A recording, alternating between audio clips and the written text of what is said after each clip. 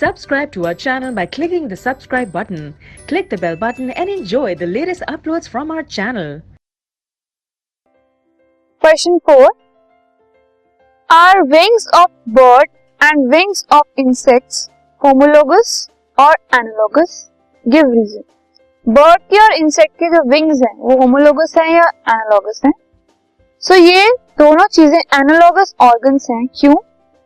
क्योंकि इनकी जो डेवलपमेंट है वो अलग ओरिजिन से.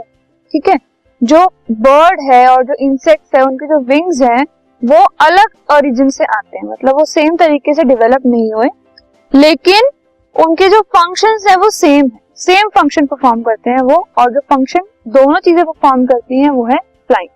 सो बर्ड्स में भी जो विंग्स हैं वो फ्लाइंग के काम आते हैं, इंसेक्ट में भी जो विंग्स हैं वो भी फ्लाइंग के काम आते हैं.